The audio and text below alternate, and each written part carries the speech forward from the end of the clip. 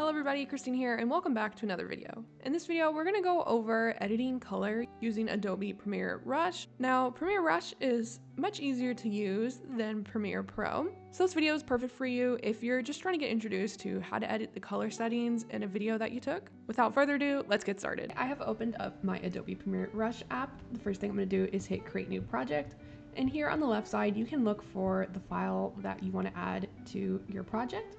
I already know mine is on my desktop, so I am able to find my video right here. I'm just gonna select it, and now there's a blue screen that pops up with the number 1 on it.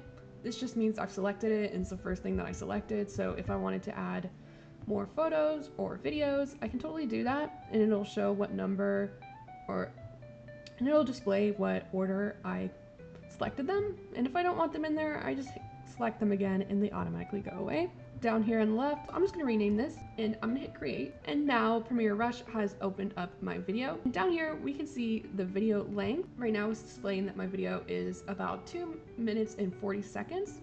And if I wanna zoom through the video real quick, I can just hit and drag that blue circle and it's just going through my video.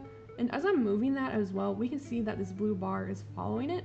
That just indicates at what point we're at in the video. And we can also click and drag that to move it too. Now I just want to shorten my video a bit, and I can just do that by clicking and dragging the end of the video and just pulling back. And those numbers display how long the video is now that I'm removing some of it. I'm ready to edit my colors. You can find your color tab on the right hand side with this color wheel. It will pop up and say color. Now there are already built-in presets if you want to test those out.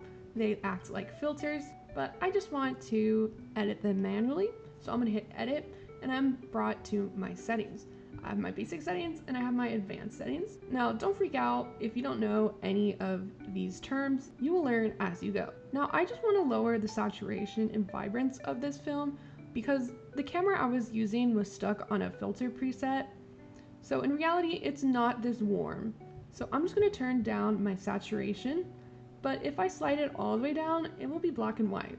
So I'm just gonna move it up just a tad, just enough so it's not totally bleak. And I'm gonna turn down my vibrance just a little bit more. Now my tint is basically like the color over it. So if I want it to be like rosy colored, I can totally do that. If I want it to be green, I can totally do that, but I'm just gonna leave it as is. The temperature as well. If you want to make your video look like it came from Twilight, you can turn it down all the way, but just beware the windows or bright light will turn blue. So I'm going to turn mine down just a little bit. I'm going to intensify my shadows just a little bit too. I'm going to bring out my highlights just a little bit more. And I'm just going to flip through and see how that looks. So I'm pretty satisfied with how that looks. Now I'm just going to go to share. Here I'm going to name my file. I can change where it's saved to. I'm just going to hit export and now it'll just save to where I selected. And so now this is what it looked like before.